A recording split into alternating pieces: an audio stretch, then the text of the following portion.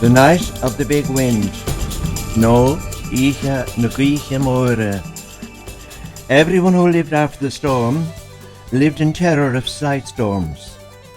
The speaker was a Galway man, and the storm he is talking about has passed into folklore as the night of the big wind. The night of January the 6th, 1839, when a storm of unprecedented ferocity hit the entire country, causing enormous destruction and over 200 deaths.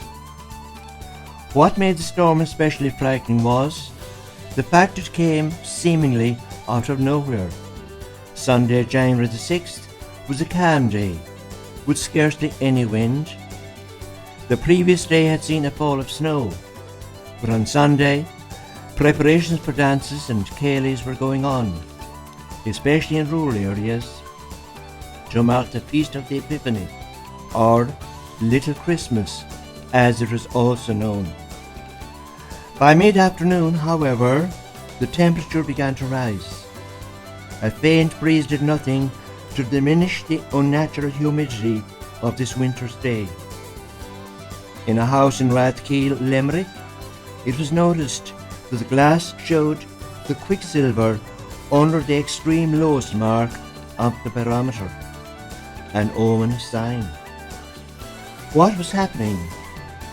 The answer, only clear afterwards, was that a deep depression far out in the Eastern Atlantic was approaching Ireland at speed. Behind the warm front, witnesses afterwards remembered another bank of chill air was lurking. The rapid change from warm to cold air was about to create a tornado-type wind that would devastate the country from about 9 p.m. until the early hours of the morning. The storm came with terrifying swiftness. In the Westmeath town of Kilbeggan, there was first a rumbling noise, like thunder, which was followed by a rushing blast of wind, which swept across the town like a tornado, and shook the houses so much that the glass and delf were thrown from the shelves. Between 2 o'clock and 5 o'clock p.m., the storm reached its height. To people, at least to some extent, in a world where folk beliefs and superstitions maintained a tenacious grip on the imagination, the timing of the big wind added to the terror. For the night of Epiphany was a time when, according to the folklorist Lady Wilde, the dead walk, and on every title of the house, a soul is sitting, waiting for your prayers to take them out of purgatory. Fires started, the hot embers sucked up chimneys and dropped on the thatched roofs.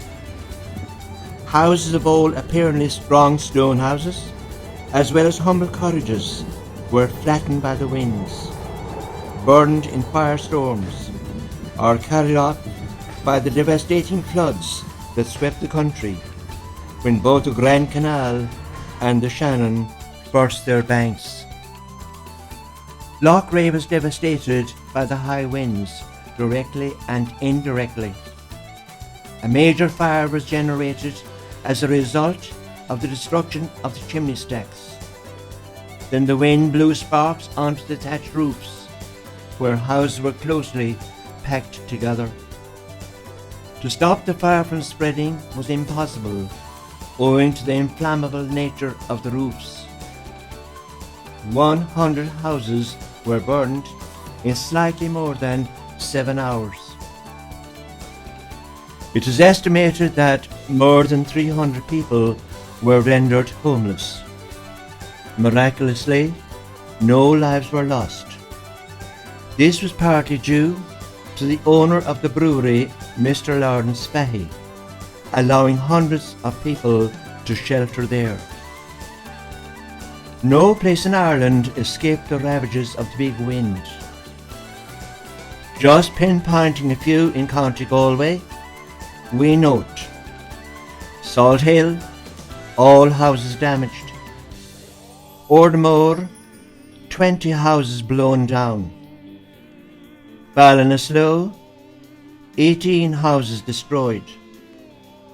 Gort, 44 buildings damaged. And Woodford, 2 completely burned and 10 destroyed. From an agricultural perspective, there was extensive damage to farm buildings. Numbers of animals were killed. Poultry blown away. The biggest impact on the landscape was the destruction of the trees. It is estimated that over 1 million were blown down. Newspapers note that the Daly family estate, St. Terence, Daly's Town and Marble Hill had extensive numbers of trees uprooted. Ballinakill bore the brunt of the storm.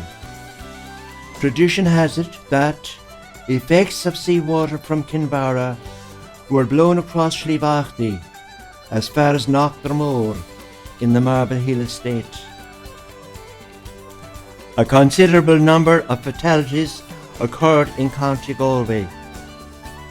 In Clifton, 17 bodies following a shipwreck floated by the shore. 7 people were killed in Galway City as a result of house collapses. 3 vessels with 23 on board, which left the harbour in the morning, have been lost with all 23 on board. It caused a slight pause in the construction of Ballinakill Parish Church. 1 man lost his life in Ballinakill. John Nevin was on his way to Mass when he noticed a stack of hay which tilted dangerously in the wind. He tried to prop it up, but in so doing, the storm blew the stack and trapped him underneath. Yeshe Garawa Anam Jilish.